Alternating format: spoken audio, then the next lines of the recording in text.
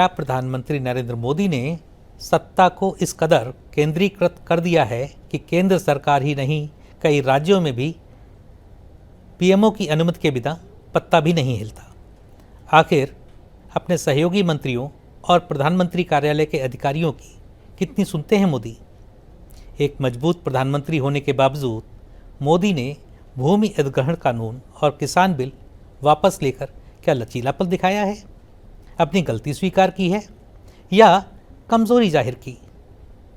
वह कौन था जो मोदी सरकार को स्थिरता प्रदान करता था और क्राइसिस मैनेजर का भी काम करता था? क्या मोदी के पूर्ववर्ती प्रधानमंत्री डॉक्टर मनमोहन सिंह में लीडरशिप क्वालिटी की कमी थी?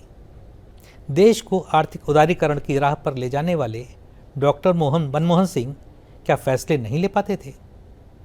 क्या मायावती को उत्तर प्रदेश के सबसे भ्रष्ट मुख्यमंत्री का खिताब दिया जा सकता है?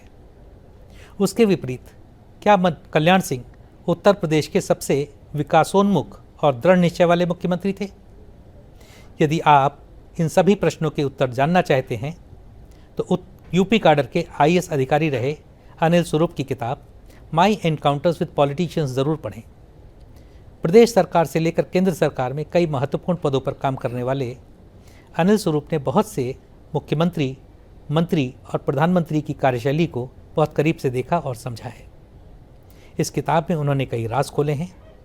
इसमें उन्होंने 4 प्रधानमंत्रियों, 5 राष्ट्रपतियों, उत्तर प्रदेश के 6 मुख्यमंत्रियों, अन्य राज्यों के 24 मुख्यमंत्रियों, 29 केंद्रीय मंत्रियों के अलावा भी ढेर से राजनेताओं के साथ अपने अनुभवों के माध्यम से उनकी पर्सनालिटी और कार्यशैली के बारे में कई खुलासे किए हैं।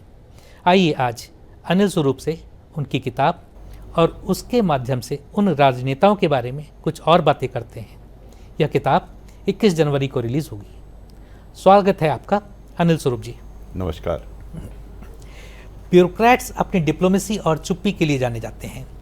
खास तौर पर राजनेताओं के बारे में निजी बातचीत में भी वह अपनी राय जाहिर करने से हिचकते हैं, लेकिन आपने तो सभी पॉलिटिशियंस के नाम लेकर अपनी राय खुलकर रखी है। यह धारा के विपरीत तैरना आपने कब और कैसे सीखा? ये स्वाभाविक था मेरे लिए। आरंभ से ही मेरी कुछ आदत थी कि मैं जो अपना मत किसी बिंदु पर समझता था, वो चाहे मेरे वरिष्ठ अधिकारी हों और उसके बाद चाहे वो कोई नेता हो, उनके सामने अवश्य रखता था। हर व्यक्ति का अलग स्वभाव होता है। कुछ व्यक्तियों का स्वभाव होता है कि वो अपनी बात स्पष्ट रूप से नहीं रखते पूर्णतः। मेरा ये स्वभाव था कि मैं अपना शुरू से ही ऐसा रखता था। कॉलेज डेज में भी अपने मित्रों के साथ जो अपनी बात होती थी मैं कह देता था। तो ये आदत की बात है। अब मैं ये नहीं कहता है सही है गलत है, तो सबका अपना स्वभाव होता है कि कुछ लोग अपनी बात स्पष्ट रूप से कह देते हैं, कुछ लोग अपनी बात स्पष्ट रूप से नहीं कह पाते। मेरी आदत कुछ ऐसी थी स्पष्ट रूप से अपनी बात कहने की। जो मेरा स्वभाव था उसी के अनुरूप मैंने अपने कार्यकाल में भी कार्य किया। बतौर secretary to government of India आप लगभग कितनी बार प्रधानमंत्री मोदी से मिले? अलग अलग समूहों में या अकेले 1-to-1 में भी? मैंने संख्या तो नहीं इसकी काउंट नहीं की, कितनी बार मिला, अनेक बार मिला हूँगा और मैंने कोई काउंट नहीं रखा। अकेले मेरी कभी उनसे मुलाकात नहीं हुई। हमेशा कोई ना कोई साथ था तब उनकी बात हुई। ना तो मैंने उनसे समय मांगा अकेले मिलने का, ना मुझे कुछ ऐसा समय मिला जिससे मैं अकेले उनसे चर्चा कर सकूं। हाँ, कई बार ऐसा हुआ कि बहुत कम लोग थे, 3-4 लोग थे, उसमें चर्चा हुई। और कई बार ऐसा था कि मीटिंग्स में बातचीत हुई।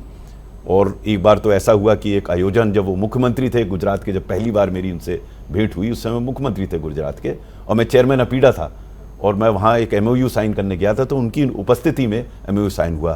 तो जैसे मैंने कहा, मेरी अकेले तो उनसे कभी भेंट नहीं हुई, लेकिन हाँ, व्यक्तियों के साथ भेंट हुई। माना जाता है कि अधिकतर अफसर ही नहीं, मंत्री भी उनकी हाँ में हाँ मिलाते हैं। ऐसे में पहली ही मुलाकात में आपने उनसे एक अलग राय जाहिर की। डर नहीं लगा था आपको, या कैसे हुआ ये सब? मैं नया नया कोयला सचिव बना था और कोयले में स्थिति उस समय बहुत ख़राब थी। जब मेरी वहाँ पे पोस्टिंग हुई कोयला सचिव के रूप में, तो मैंने अपने एक मित्र को फ़ोन करके पूछा कि ये कोयल सेक्टर कैसा है। तो उसने मेरे प्रश्न का उत्तर तो दिया नहीं और उसने मुझसे एक प्रश्न कर डाला। उसने पूछा, गैंग्स ऑफ वासेपुर देखी है क्या आपने? तो मुझे सब समझ में आ गया कैसा है।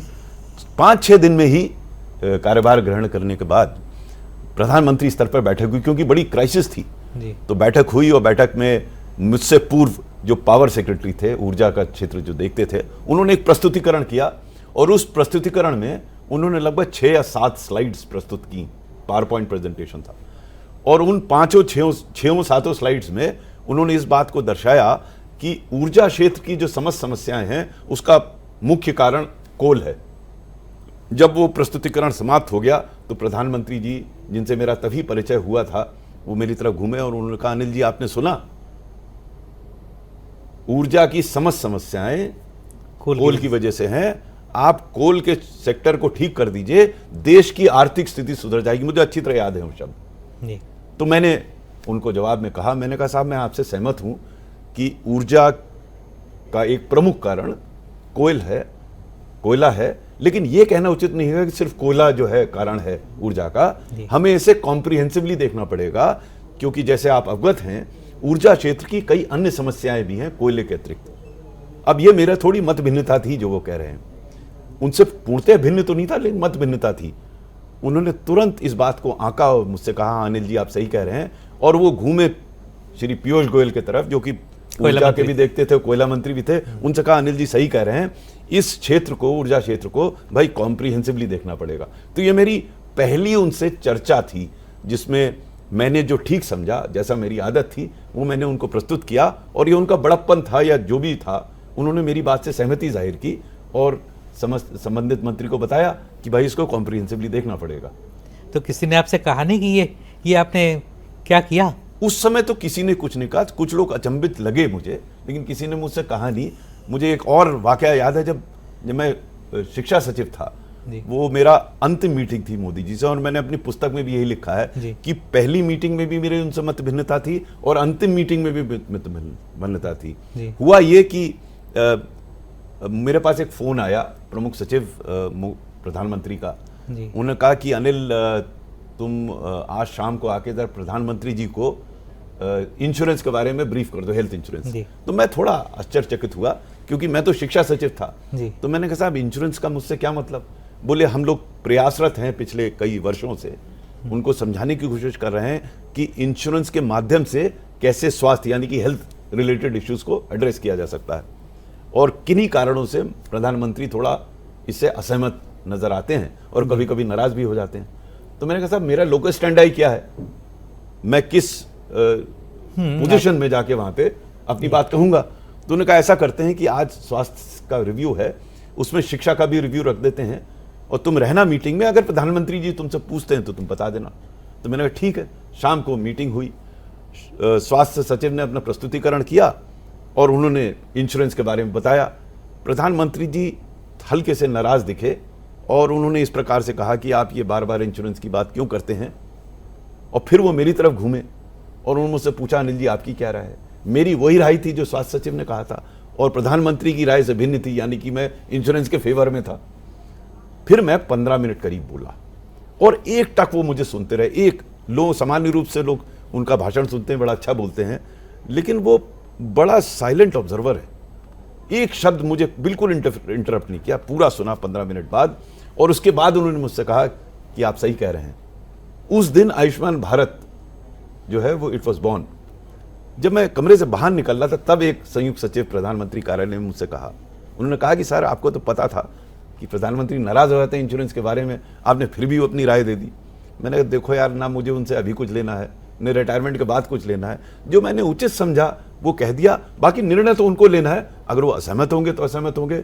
तो इस प्रकार का वाकया था, लेकिन ये बाद में हुई थी बात। लेकिन ऐसा कैसे हुआ कि जो आपसे पहले हेल्थ सेक्रेटरी जो समझा रहे थे वही चीज़ आपने समझाई, उनकी बात उनको नहीं समझ में आई, लेकिन आपकी बात उनको मैंने कैसे समझ थोड़ा सा उनको कारण बताया जी कि क्यों इंश्योरेंस आवश्यक है जी, और उसका कारण मैं संक्षिप्त में बताता हूं। जी मैंने उनसे कहा कि आप गरीब आदमी की सहायता करना चाहते हैं कि उसको चिकित्सा लाभ मिले, तो वर्तमान व्यवस्था में भी ये प्रयास किया जा रहा है। हम हॉस्पिटल्स बनाते हैं और वहां जाता है, उसको फ्री इलाज मिलता है, लेकिन वो शायद समुचित व्यवस्था नहीं है। उसके लिए हमें निजी क्षेत्र को भी लाना पड़ेगा। तो एक विकल्प यह है कि हम गरीब आदमी को पैसा दे दें और वो जाके इलाज करा ले हॉस्पिटल में। जी। फिर मैंने उनसे कहा कि साहब वो खुद जाएगा तो उसको तो पता भी नहीं होगा सही इलाज हो रहा है, गलत इलाज हो रहा है, पैसा खर्च हो जाएगा। इससे बेहतर ये होगा कि एक इंटरमीडिएशन, मैंने शब्द इस्तेमाल किया, इंश्योरेंस कंपनी का लिया जाए, जिससे दो लाभ होंगे। पहला, आपकी लायबिलिटी पूर्व में ही निर्धारित हो जाएगी क्योंकि प्रीमियम पूर्व में ही दिया जाता है। दूसरा, क्योंकि आपकी लायबिलिटी लिमिटेड है और वो खर्चा इंश्योरेंस कंपनी को करना है हॉस्पिटल में देने के लिए, इसलिए इंश्योरेंस कंपनी ठोक बजा के देगी पैसा, वो असेस कर लेगी कि सही है गलत है। ये असेसमेंट शासकीय संस्था या उस व्यक्तिगत निजी व्यक्ति से नहीं किया जा सकता। इस प्रकार की एक और बातें मैंने कही। करप्शन के चांसेस कम करप्शन के चांसेस कम होंगे क्योंकि लायबिलिटी लिमिटेड है ना। जी। अगर करप्शन कुछ होता है तो वो इंश्योरेंस कंपनी और हॉस्पिटल के बीच होगा, नुकसान होगा। इंश्योरेंस कंपनी प्राइवेट सेक्टर है, वो आसानी से करने नहीं देगी उसको गड़बड़, तो एक बैलेंस बना रहेगा। चर्चा थोड़ी लंबी थी, मैंने उनको 15 मिनट में समझाया था, मैंने संक्षिप्त में आपको बताया। वो सहमत हो गए इससे, वो कन्विंस हो गए कि हमें इंश्योरेंस को लाना चाहिए, और तभी आयुष्मान भारत जो है पोजीशन में आई। पहले क्योंकि मेरा अनुभव था RSBY से, तो उसी अनुभव के आधार पर मैंने प्रधानमंत्री जी को अपनी राय दी थी। प्रधानमंत्री मोदी की छवि है कि वो सिर्फ अपने मन की ही सुनते हैं और सुनाते हैं, लेकिन जैसा आप बता रहे हैं तो आपका अनुभव कुछ अलग मेरा रहा ख्याल है। ये छवि गलत है जी। ऐसा नहीं है प्रधानमंत्री नहीं सुनते। मेरा जो अनुभव ये बताता है कि प्रधानमंत्री, जैसा मैंने आपको बताया, बड़े ध्यान से सुनते हैं, खूब सुनते हैं और सहमति भी दिखाते हैं। तो ऐसा ये कहना, ये मेरा इंप्रेशन नहीं था कि प्रधानमंत्री दूसरे की नहीं सुनते। ये बात अलग है कि हमारे और हम जैसे कुछ साथी हैं जो शायद डरते हैं, जो आपने शुरू में बात कही ना, आपको डर नहीं लगा, वो डरते हैं, अपनी बात कहते नहीं है। मुझे ध्यान नहीं पड़ता कि कभी मैंने अपनी बात कही और उन्होंने या तो मुझे रोका हो या कभी नाराज हुए मैं अपनी बात कह रहा हूं। तो मेरा अनुभव तो थोड़ा भिन्न है। हाँ, ये भी मैंने देखा कि कई अधिकारी जो बाहर मुझसे सहमत होते थे, वो अंदर आके अपनी बात जिस स्पष्ट रूप से उनको कहनी चाहिए वो नहीं कहते थे। मैं समझता हूं ये कमी उन अधिकारियों की ज्यादा है, प्रधानमंत्री की कम है। आपकी मोदी जी से पहली मुलाकात, आपने बताया कि जब वो आप एपीडा के चेयरमैन थे तब हुई थी, तब से लेकर अब तक उनमें आपने क्या परिवर्तन महसूस किया है? तब तो मैं उनको ठीक से बहुत नहीं समझ पाया था, लेकिन जब मैं कोयला सचिव था तो मैंने उनको बड़ा नजदीकी से देखा। मैंने उनमें एक जो लीडर की समस्त गुण होने चाहिए वो उनमें पाए जी। यानी कि वो निर्णय लेते थे, वो सपोर्ट करते थे, बोलते थे, अच्छा अपनी बात स्पष्ट रूप से कहते थे, जो कम्युनिकेटिव थे, जो मैं अक्सर कहता हूं लीडर के लिए कि you have to be communicative, और लोग उनके सामने प्रस्तुत भी करते थे अपनी सब बातें। मेरा ऐसा एहसास है, हो सकता है गलत हो, सही मैं नहीं कह सकता, कि डीमोनेटाइजेशन के बाद मैंने उनमें परिवर्तन देखा और मैं उसका कारण नहीं समझ पाया, आज तक नहीं समझ पाया, लेकिन परिवर्तन मैंने निश्चित रूप से देखा। वो इस वजह से मुझे एहसास हुआ कि पहले 2-2.5 वर्ष में मैंने उनको पाया कि बड़े आराम से सब बातें सुनते थे, एनकरेज करते थे लोगों को बोलने के लिए, और लोग बोलते थे। आपको मैं बताना चाहूंगा कि वो हर 3 माह में हम लोग को चाय पे बुलाते थे, सब सचिवों को, और चाय तो कहना छोटी चीज़ है, उसमें अच्छा खाना पीना रहता था, बहुत मज़ा आता था और बड़ी अनौपचारिक चर्चा होती थी, और वो प्रेरित करते थे सबको बोलने के लिए, और सब बोलते थे। मुझे याद है जो अंतिम मुझे ध्यान पड़ता है, एक मीटिंग अटेंड की थी, 2.5-3 साल बाद की बात है, कि प्रधानमंत्री, नॉर्मली क्या होता था, सबसे पहले कैबिनेट सेक्रेटरी बोलते थे, उसके बाद सब सचिव लोग अपना बात प्रस्तुत करते थे और प्रधानमंत्री फिर रिस्पॉन्ड करते थे उन बातों, और बड़ा अच्छा माहौल में काम होता था। मुझे स्मरण है जो अंतिम मैंने बैठक की करीब 2.5-3 साल बाद, एग्जैक्टली मुझे याद नहीं है, उसमें कैबिनेट सेक्रेटरी खड़े हुए, वो बोले, और उसके बाद 1-1.5 मिनट तक कोई सचिव नहीं बोला। ये बड़ा अजीब संकेत था, यानी कि जो सचिव बड़े आराम से बोलते थे उनको पुश करना पड़ा, प्रधानमंत्री खुद खड़े हुए, उन्होंने कहा कि आप लोग बता क्यों नहीं रहे, तब उन लोगों ने बोलना शुरू किया। ये एक सिग्नल था कि शायद कुछ परिवर्तन हो रहा है। अब वो क्यों हो रहा है मैं नहीं कह सकता, हो सकता है कि कुछ बैठकों में मैंने देखा है कि प्रधानमंत्री कुछ नाराज हो जाते थे, जो मैंने पहले कभी नहीं देखा था। एक आध बैठक में काफी नाराज हो जाते थे वो अधिकारियों पर, पहले बिल्कुल नाराज नहीं होते थे और बड़ा रिलैक्स एटमॉस्फेयर में होता था बैठक। जैसे मैंने पहले कहा, मुझे पता नहीं ऐसा कारण क्यों हुआ, लेकिन उसके बाद से मुझे ऐसा लगा जो two way channel of communication open था, 1 वे हो गया। वो 1 वे हुआ ही नहीं हुआ, लेकिन सर्टेनली वो क्लोज होने लगा। और मुझे ऐसा भी आभास हुआ कि शायद क्रिटिसिज्म, जो कि बड़े आराम से पहले किया जा सकता था, अब लोग रिजर्व हो गए क्रिटिसिज्म के लिए, अपनी बात स्पष्ट रूप से रखने के लिए। क्यों हुआ ये मैं नहीं बता सकता, लेकिन मैंने ऐसा महसूस किया। आपने 2014 में उनको ज्वाइन किया था, तो पिछले 10 वर्षों के दौरान उनके व्यवहार में या कार्यशैली में, जैसा भी आपने बताया, कि फ़र्क आया है। तो आखिर ये नोटबंदी के बाद ये आपने लिखा भी है, तो ये इसकी वजह क्या किसी व्यक्ति की प्रेजेंस या एब्सेंस, पीएमओ में चेंज जो आए देखिए, वो रहा कि कोई पीएमओ चेंज हो गया? नहीं, उनके PMO सहयोगी? नहीं, देखिए, मुझे जो लगता है, मैं वो ये कंजक्चर है, क्योंकि पहले मैं देखता था उनके आसपास अरुण जेटली जी रहते थे, उनकी एक रिमार्केबल भूमिका थी। मतलब वो ऐसे व्यक्ति थे जो बड़ा खुल के प्रधानमंत्री के मत से भिन्नता प्रस्तुत करते थे, बड़ा खुल के करते थे। मतलब आपके अलावा वो एक और नहीं, व्यक्ति थे। और भी मंत्री थे, नितिन गडकरी जी थे, वो भी बोलते थे। जी। जैसे मैंने कहा कि पहले आराम से बोलते थे लोग, मंत्रीगण भी बोलते थे, उसमें नितिन गडकरी थे, सुषमा स्वराज जी थी, अरुण जेटली थे, बड़ा अपनी बात स्पष्ट रूप से रखते थे, और कई बार मैंने देखा बिल्कुल भिन्न प्रस्तुत करते थे, और उसको बड़े आराम से सुनते थे मंत्री जी। मैं इसमें विशेष, जो मेरा विचार है, अरुण जेटली जी की विशेष भूमिका थी। वो एक कंसेंसस बिल्डर थे, अपनी बात बड़े प्रेम से, अच्छी तरह, बिना अपनी आवाज उठाए हुए इतना सही तरीके से प्रस्तुत करते थे, और मैं देखता था कि अधिकतर प्रकरणों में प्रधानमंत्री जी उन पर निर्भर करते थे। कहीं कोई समस्या आती थी, जैसे मैं आपको कोल का बताऊं, मेरे मंत्री नहीं थे वो कोयले के, वो तो वित्त मंत्री थे जी। लेकिन हम लोगों को कोई समस्या होती थी कोल की, तो हम उनके पास जाते थे और बड़े आराम से सुनते थे और समस्या का समाधान बताते थे, जो कि लगभग 100% केस में सही समाधान होता था। उनमें वो सगैसिटी थी, वो बड़े अच्छे कंसेंसस बिल्डर, जैसे मैंने कहा, थे, लोगों को बड़े ध्यान से सुनते थे और बड़ा व्यवहारिक सोल्यूशन बताते थे। और उनका व्यक्तित्व ऐसा था इन सब बैठकों में कि जो एक बैलेंस प्रोवाइड करता था। अब मेरा यह कहना उचित नहीं होगा कि उनके ना होने की वजह से ऐसा हुआ है, कदाचित हो सकता है हुआ हो, लेकिन उनकी एक बहुत बड़ी कामिंग इन्फ्लुएंस थी, मैं समझता था, डिस्कशन में, डिसीजन मेकिंग प्रोसेस में। और आज की तारीख में मैं समझता हूं कि वर्तमान सरकार उनको सर्टेनली मिस करती होगी। अच्छा, भूमि अधिग्रहण कानून हो या फिर 3 कृषि संबंधी कानून, समय समय पर मोदी सरकार ने अपने कदम पीछे भी खींचे, तो ऐसा क्यों हुआ? ये किसकी गलती थी? देखिए, गलती नहीं होती, सरकार कोई कार्य करती है या कोई लेजिस्लेशन भी लाती है तो कई बार इनपुट्स आते हैं, और पूर्व में सरकारों ने भी ये किया, ऐसा नहीं ये सरकार ने पहली बार किया है। पूर्व सरकारों में कई लेजिस्लेशंस आए, या तो वो लैप्स हो गए या विड्रॉ हुए, तो ये सामान्य प्रक्रिया है। इस सरकार में ये इस वजह से नोटिस हुआ कि सामान्य रूप से ये सरकार कोई कदम वापस नहीं ले रही थी, और चूंकि ये लिए गए इसलिए इसको नोटिस किया गया। अदरवाइज अगर आप पूर्व सरकारों को देखें, पूर्व सरकार में हुआ।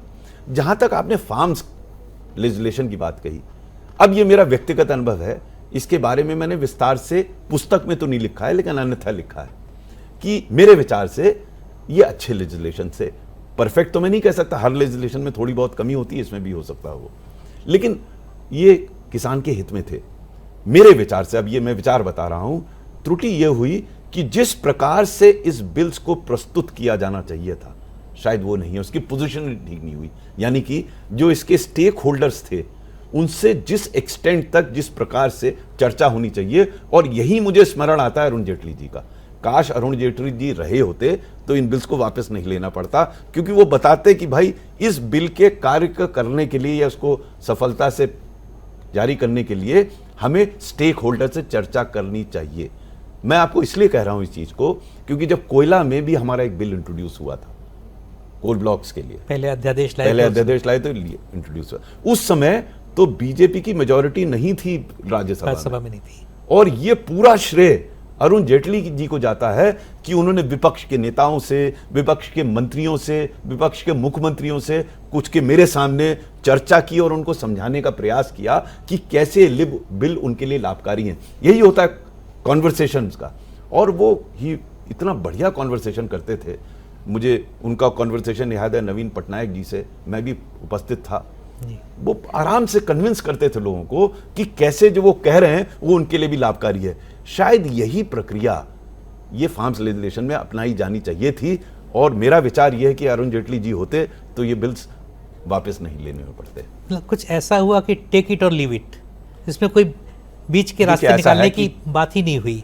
लोगों से बातचीत। प्रजातंत्र में जी, हम कोई भी कार्य करते हैं तो हमें स्टेक होल्डर्स को साथ लेकर चलना होगा। असहमति हो सकती है और अंततः आपका ही निर्णय है अगर आपके पास मेजॉरिटी है, लेकिन चर्चा करने में क्या जा रहा है। और मेरा व्यक्तिगत मत ये रहता था, और तभी मैं अरुण जेटली जी से पूर्णतः सहमत था कि आप हर स्टेक होल्डर से बात कीजिए, प्रयास कीजिए उनको समझाने का। कुछ चीजें मानेगा तो उतनी ज्यादा अपोजिशन नहीं करेगा, थोड़ी कम करेगा। और ये बात मैंने उनसे सीखी कि आप हर व्यक्ति से चर्चा कीजिए और प्रयास कीजिए समस्या के समाधान का। आपने केंद्र में जब आप आए थे तो उस समय डॉक्टर मनमोहन सिंह की सरकार थी, काफ़ी लंबा समय आपने बिताया लेबर मिनिस्ट्री में उनके यहाँ। तो आपको क्या लगता है कि डॉक्टर मनमोहन सिंह के पीएमओ और मोदी के पीएमओ में बेसिक फ़र्क क्या था दोनों की कार्यशैली में? दोनों में ज़मीन आसमान का फ़र्क था। जी, देखिए, मनमोहन सिंह जी के टाइम पे मतलब मैं समझता हूँ उनसे बढ़िया एक्सपर्ट, उनसे अच्छा व्यक्ति, बड़े अच्छे व्यक्तित्व के थे। मैं क्योंकि मेरा एक बार उनसे व्यक्तिगत भी अकेले में उनसे काफ़ी देर में उनके साथ, जब वो डिप्टी चेयरमैन प्लानिंग कमीशन थे तो उनके साथ में दिन भर रहा, तो मेरे उनको देखने का मुझे अनुभव हुआ। और दूसरा मैंने ये देखा कि उनकी एक्सपर्टीज़ का कोई सानी नहीं था। तो एक्सपर्ट थे, बढ़िया व्यक्तित्व थे, लेकिन शायद वो लीडर नहीं थे पॉलिटिकल सेंस में। क्योंकि एक लीडर का काम है कम्युनिकेट करना, यानी कि आप लोगों को समझाएं, उनको ऐसी बातें बताएं जिससे आपकी बात से वो सहमत हों। तो ये कम्युनिकेशन स्किल्स जो होती हैं कम्युनिकेट करने की, एक लीडर की होनी चाहिए। मुझे ऐसा लगता था नहीं। और तब मैंने देखा, क्योंकि तब भी मैं कैबिनेट सेक्रेटेरिएट में था, कि हर मंत्री अपनी ढपली बजा रहा था। अब बजाना चाहिए, लेकिन एक कोई उसमें ग्रैंड मास्टर भी तो होगा, बैंड मास्टर होगा जो डायरेक्ट करेगा कि ढपली ऐसे बजाओ। अब वो सब अपनी अपनी अली ढपली बजा रहे थे टोटल। मतलब आई कुड नेवर इमेजिन कि ऐसी स्थिति भी हो सकती है कि प्राइम मिनिस्टर का कोई नियंत्रण ही नहीं है किसी मंत्री पर, जो मन में चाह रहा था। उसके विपरीत अब हम ये देख रहे हैं, मैंने देखा 2014 से कि मंत्रियों का जो इंडिपेंडेंस होनी चाहिए वो खत्म तो मैं नहीं कहूंगा, लेकिन काफी रिड्यूस दिखी मुझे। क्योंकि छोटी छोटी बात पे मंत्री कहते थे प्रधानमंत्री कार्यालय से बात कर लें। मुझे कभी कभी अजीब लगता था कि इन छोटी छोटी बात जिसमें शायद मंत्री तक भी जाने की आवश्यकता नहीं थी, उसमें प्रधानमंत्री कार्यालय क्या करेगा। जैसे उदाहरण दिया, अपनी पुस्तक में लिखा है कि सीबीएसई का पेपर लीक हो गया था। अब आपको पता होगा सीबीएसई एक महत्वपूर्ण संस्था है, लेकिन इस देश के 5% भी बच्चे सीबीएसई में के माध्यम से नहीं पढ़ते जी। तो उसका पेपर लीक हो गया, तो उसका समस्या का समाधान के लिए हम एक प्रेस कॉन्फ्रेंस करना चाहते थे। मंत्री जी से बात हुई, उनका थोड़ा प्रकाश जावड़ेकर साहब थे, बहुत ही बढ़िया मंत्री। मतलब मेरा सौभाग्य था कि ऐसे लोगों के साथ मैंने काम किया। लेकिन वो भी मुझसे बोले कि अनिल जी ऐसा करते हैं, प्रधानमंत्री कार्यालय से पूछ लेते हैं, पीएमओ से पूछ लेते हैं। मैंने साहब ये प्रेस कॉन्फ्रेंस करनी है, हम लोग कर लेते हैं। बोले नहीं। तो मुझे अजीब लगता था कि छोटी छोटी बातों के लिए प्रधानमंत्री कार्यालय क्यों जाते हैं। तो जहां एक और मनमोहन सिंह जी के टाइम पे टोटल डिसेंट्रलाइजेशन था, यहां पे मुझे लगता था इतना अधिक सेंट्रलाइजेशन है, उससे डिसीजन मेकिंग प्रभावित होती है। मैं उदाहरण देना चाहूंगा, जिसका मैंने उदाहरण अपनी पुस्तक में भी लिखा है। अगर आप देखिए, ये जितनी पब्लिक सेक्टर अंडरटेकिंग्स हैं, जिनको हम उनकी आलोचना करते हैं, लेकिन हम ये नहीं देखते कि सरकार क्या कर रही है उनके प्रति। सरकार से वो अपेक्षा करते हैं पब्लिक सेक्टर कि उनके डायरेक्टर्स जिनकी नियुक्ति सरकार को करनी है वो समय से कर दें। कई पब्लिक सेक्टर अंडरटेकिंग्स हैं जिनमें सालों साल डायरेक्टर्स की नियुक्ति नहीं होती, तो काम कैसे चलेगा। वो सब फाइलें पीएमओ में। तो मैंने सुझाव भी दिया था वहां पर कि साहब, जैसे हमने कोल में, एजुकेशन में, और जिसकी बहुत तारीफ करते थे प्रधानमंत्री जी, जो डिजिटाइजेशन किया कि हर फाइल डिजिटल थी, तो मुझे सच्चे मालूम रहता था कौन अधिकारी, कौन बाबू किस फाइल पर कितने घंटे, कितने मिनट, कितने सेकंड बैठा है, और मुझे उससे कहने की जरूरत नहीं पड़ती थी, फाइल मूव करती थी। ये डिजिटलाइजेशन पीएमओ में क्यों नहीं हो जाता। अगर पीएमओ में हो जाएगा तो प्रधानमंत्री जी को हमेशा पता रहेगा चलते फिरते कि कौन फाइल कितने घंटे, कितने मिनट। मेरा कहना यह कि हो सकता है कुछ पत्रावलियों पर ज्यादा समय बैठना, निर्णय ना लेना ठीक हो, लेकिन यह सामान्य धारणा बन जाए कि निर्णय लेने में विलंब हो रहा है, वो उचित नहीं है। वो टेक्नोलॉजी के माध्यम से सुधार किया जा सकता है। मुझे समझ में नहीं आता ऐसा क्यों है, क्योंकि एक आध बार जब चर्चा हुई प्रधानमंत्री जी से तो वो सहमत थे, लेकिन फिर भी वो हर चीज डिसेंट्रलाइजेशन। सरकार में कोऑर्डिनेशन एक बहुत महत्वपूर्ण विषय है। एक विभाग दूसरे विभाग से कैसे कर रहा है, इसमें मैंने विशेष अंतर देखा मनमोहन सिंह जी के टाइम पर और मोदी जी के टाइम पर। क्योंकि मनमोहन सिंह जी के टाइम पे हर, जैसे मैंने कहा, हर मंत्री अपनी ढबली बजा रहा था, हर विभाग, तो जो समन्वय होना चाहिए विभागों का वो नहीं था। अब देखिए मोदी जी ने क्या किया, आते ही उन्होंने शुरू में सचिवों के समूह बनाए चर्चा के लिए। तो वो कहते थे कि मैं साइलोज तोड़ रहा हूं, बिल्कुल सही है कि हम साइलोज में रहकर काम नहीं कर सकते, क्योंकि जैसे मैं शिक्षा विभाग में था तो शिक्षा विभाग का माइनॉरिटी से काम पड़ता था, विमेन एंड चाइल्ड वेलफेयर से काम चलता था, हेल्थ से काम चलता था। अगर ये साइलोज में काम करेंगे तो जो इंटर डिपार्टमेंटल इश्यूज वो सॉर्ट आउट नहीं होंगे। वो काम मनमोहन सिंह जी के टाइम पे ठीक से नहीं होता था, और तभी प्रोजेक्ट मॉनिटरिंग ग्रुप की आवश्यकता भी पड़ी क्योंकि उसमें मल्टीपल डिपार्टमेंट्स आते थे चर्चा के लिए और निर्णय होते थे। मेरा यह मानना है कि ये कोऑर्डिनेशन का काम में प्राइम मिनिस्टर की भूमिका होनी चाहिए, और ये अच्छी बात है कि उनकी प्रधानमंत्री जी ने जो किया, वर्तमान प्रधानमंत्री जी ने, लेकिन क्या हर चीज रेफरेंस पॉइंट पीएमओ को बनाया जाए, इस पे पुनर्विचार होना चाहिए कि हर रेफरेंस पीएमओ पे, मेरे विचार से एक डाइवर्स कंट्री है हमारी, हर चीज अगर वहीं पे जाएगी या ऐसा आभास लोगों को होगा कि आप उनको ही रेफर करके करें, तो वो मेरे विचार से उचित नहीं है।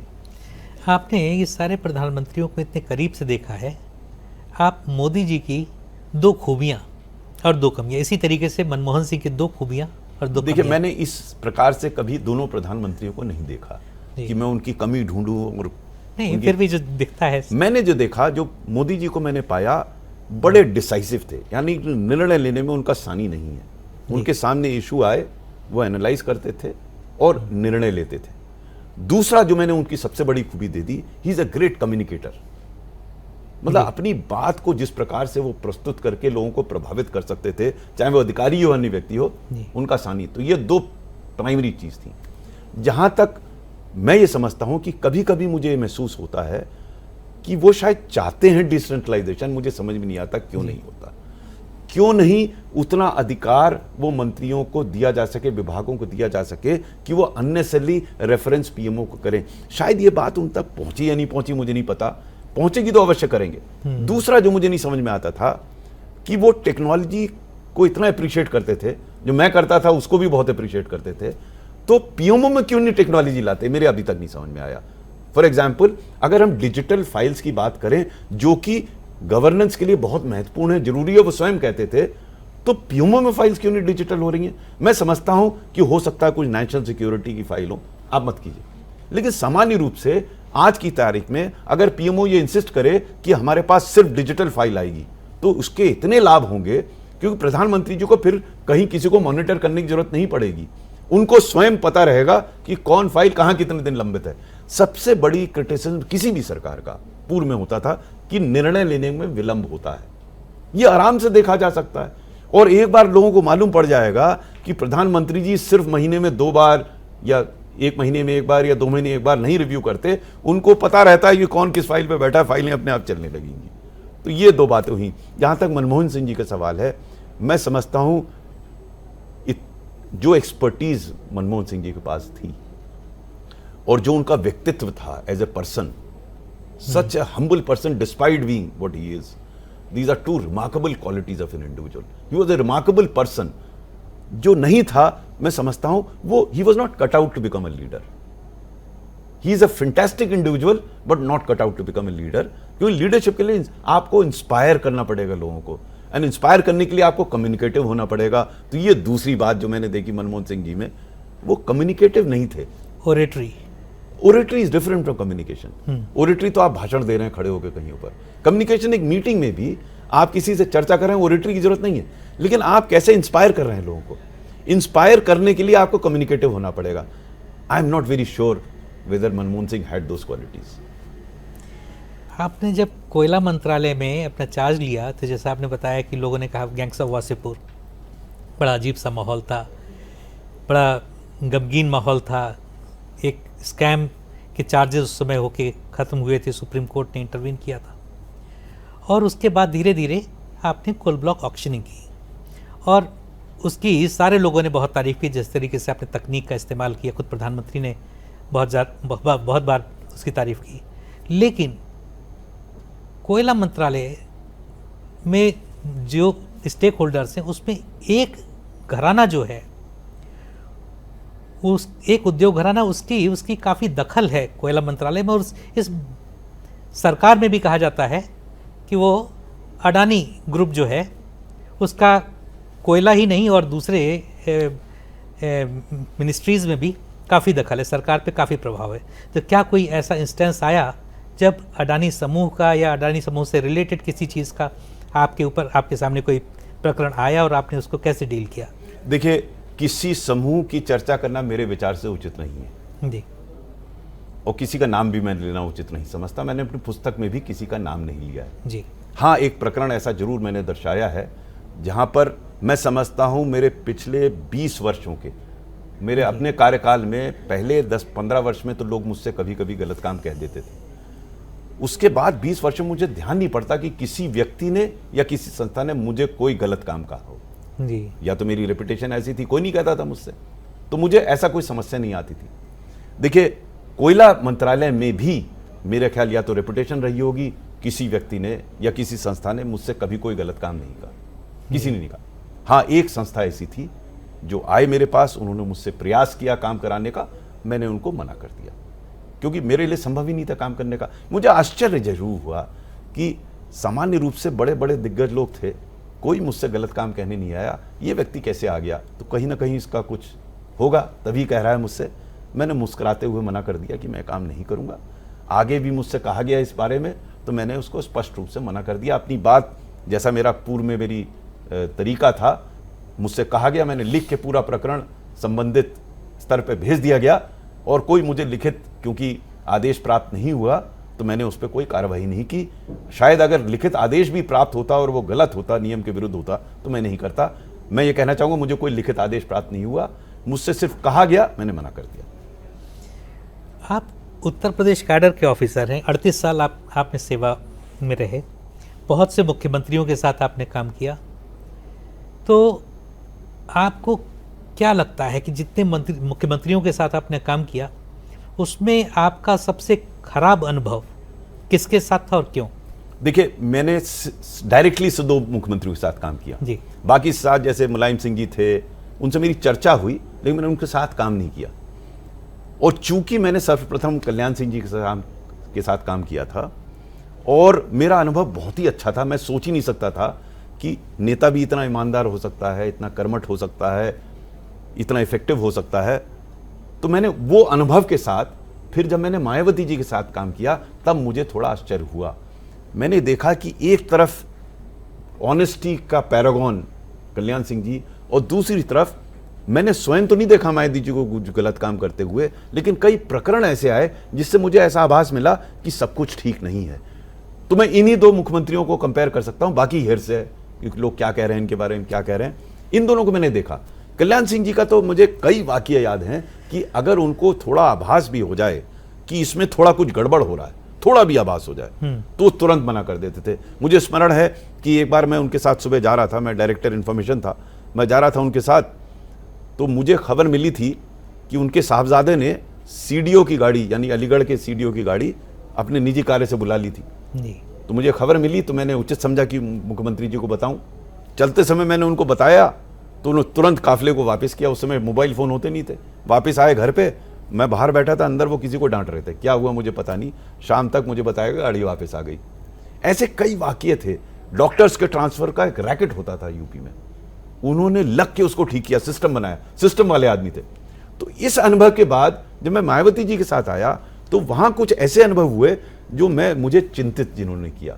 जैसे उदाहरण के लिए मैंने अपनी पुस्तक में एक दृष्टांत भी दिया है उसका, कि हम लोग डे ऑफिसर होते थे, मैं मायावती जी के घर पे उस दिन बाहर बैठा हुआ था, तभी एक डिस्ट्रिक्ट मजिस्ट्रेट साहब आए, उनके हाथ में एक ब्रीफकेस था, वो लेकर अंदर गए।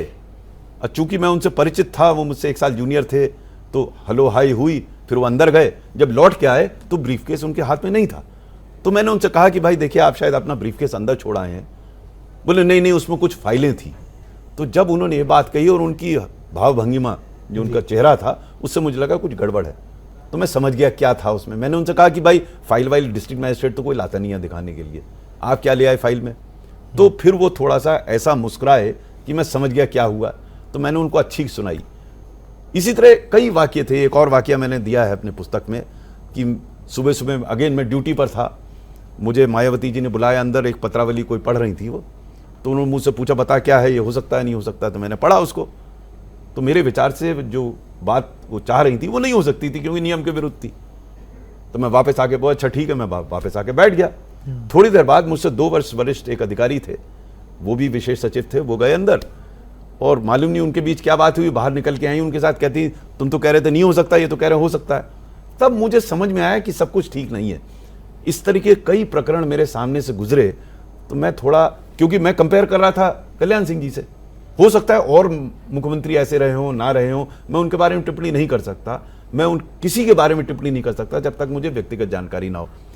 इन जो इंस्टेंसेस हुए, इससे मैं निष्कर्ष पे पहुंचा कि शायद सब कुछ ठीक नहीं है। आपने कल्याण सिंह जी को ईमानदारी की मूर्ति, पैरागन ऑफ ऑनेस्टी बताया है, लेकिन जब उन्होंने बसपा की सरकार गिरा के बीएसपी तोड़ के और अपनी सरकार बनाई, 100 से ज़्यादा मंत्री थे, तो क्या वो ईमानदारी उनकी कायम रही या उस समय कहा गया कि जैसा आप डॉक्टर मनमोहन सिंह की सरकार के लिए कहते हैं कि हर व्यक्ति मनमानी कर रहा था, ख़ास तौर पे उसमें जब नरेश अग्रवाल और इस तरीके के बहुत ढेर सारे लोग थे, अपने नाम भी कुछ जगह अलग अलग लिखा भी है, तो वो कैसे देखिए हुआ? जो आप बता रहे हैं मुझे भी वो बताया गया, मैं उस समय उनके साथ नहीं था। जी। मैंने जो अपने पुस्तक में लिखा है जब मैं उनके साथ था, बाकी जो आप बात कर रहे हैं वो बात मैंने भी सुनी है, और कई लोग मुझसे पूछते हैं, मैंने कहा भाई मैंने उनकी ईमानदारी का ठेका नहीं लिया था, मैंने तो पुस्तक में वो लिखा है जो मैंने देखा, और उसके आधार पर मैंने निष्कर्ष पे निकाला। मुझे कई लोग बताते हैं साहब उसके बाद वो बदल गए, हो सकता है बदल गए हो, सुना मैंने भी था, आपने भी कहा जी। लेकिन मैं उस पर टिप्पणी इसलिए नहीं कर रहा हूं, ना अपनी पुस्तक में कर रहा हूं, क्योंकि मैंने जब व्यक्तिगत रूप से नहीं देखा, तो मैं सुनी सुनाई बात पे तो सब पत्रकार लिखते हैं, सभी लिखते हैं, आप भी लिख दीजिए। मैंने वो लिखा है जो मैंने व्यक्तिगत रूप से देखा, अनुभव किया। मैंने इसका अनुभव नहीं किया, हाँ सुना मैंने भी यही था जो आप बता रहे हैं मुझे। अनिल जी बहुत बहुत धन्यवाद आपका हमसे बात करने के लिए। एक बार फिर हम आपसे फिर मुलाकात करेंगे, मे भी किसी अन्य विषय पे, किसी अन्य समय पे, शायद आपकी अगली किताब के बारे में। बहुत बहुत धन्यवाद। Thank you.